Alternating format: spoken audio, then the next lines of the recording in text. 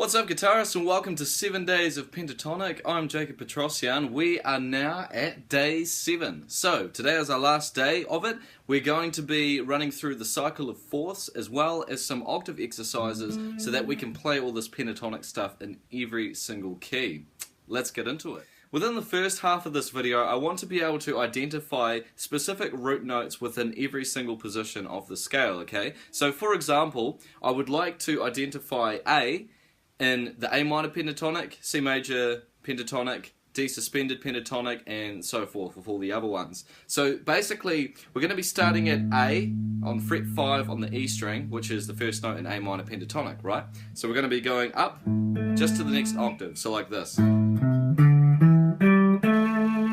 And now we can choose to keep playing in A minor pentatonic or in in the position of C major pentatonic. So what I mean by that is instead of carrying up the scale from here, I want to carry up in the position of C major, so going here. And then to the next octave, which is fret 10 on the B string, okay? So in the position of D suspended pentatonic, we can either carry this on, but unfortunately the next octave isn't until fret 17 on the E string, so we can just go up, or we can play from this octave, this version of A down here, fret 12 on the A string, and so we can go and play to that octave there, okay? So, and then in the position of the E minor blues pentatonic, we can play from this A to this A here, okay? So we go, and then in the position of, well, this is kind of, yeah, this is the end of the E blues minor and the beginning of the G blues major, okay? So we can go from here all the way to that A up there, alright? So we're going from fret 14 on the G string, 17, 15 on B, 17 on B, 15 on E, and then finally 17 on E there, okay? So essentially what we're doing is we're going up the octaves of each position. So I'll just highlight the octaves here. So a trick to this is basically you've got the power chord shape, and then all you do is you move, instead of playing from like the E and the A string, you just move down an extra string, okay? And so you can define octaves between A and G as well.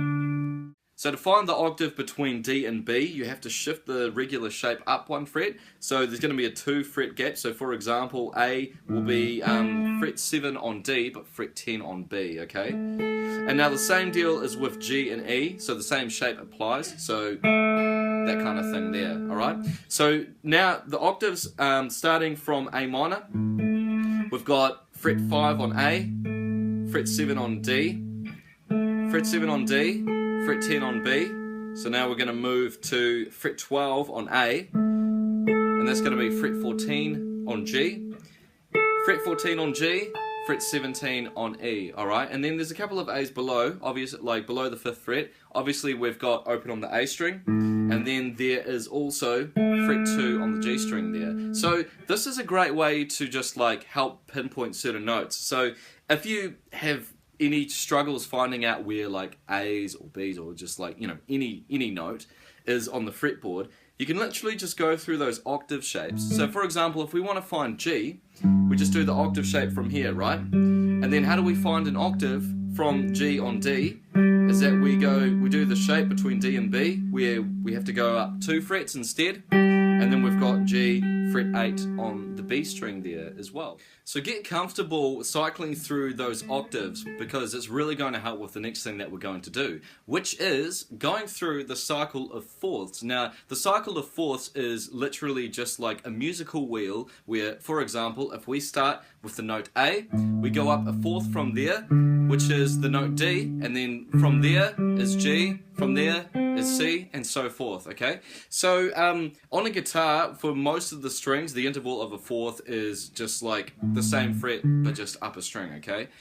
Besides for when you get to G and B, then you have to go apart 1 fret there, and then it's back to the regular one of just being on the same fret for B and E. Okay, so with this exercise, you're going to have to learn the notes of every single pentatonic scale that you come across. But that sounds really overwhelming. So just start with one at a time, okay? So we've been working on A for the last couple of days. So the next thing that we're going to do, we go up a fourth from A, and that brings us to D. So our next key now is the key of D minor. All right. So the notes for that, I'll just do this one quickly. We've got D, F, G, A, C, and D. Alright, so I'll write down the rest of them in the description below, so feel free to read through that if you want to extend your practice. So, in that case, we've got A minor here, going up a fourth to D minor. Now we go here. Now we've got to think what position that comes from, okay? So if we were playing in the key of A minor, where would like that specific shape come from? Now the one I can think of is an E blues minor, where we're playing fret 12 on A, and we're going from 12 to 15, 12 on D to 14, 12 on G to 14, okay? So it's the same shape, just taken down a fifth or up a fourth, to D. So therefore, we will be playing in the position of A blues minor, which is in the key of D minor, if that makes sense. Just think about that one. So I'll actually go through the whole blues minor scale here.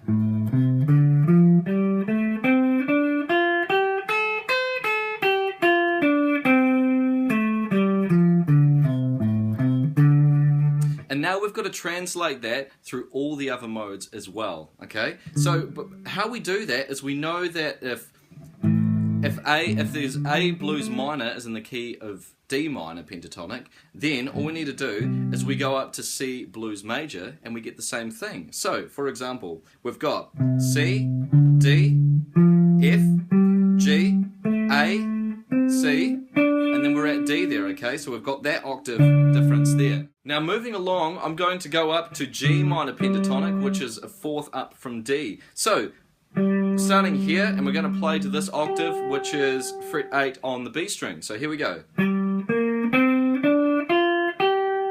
Now I remember playing A minor pentatonic on the D string, just 2 frets up here on fret 7, okay? So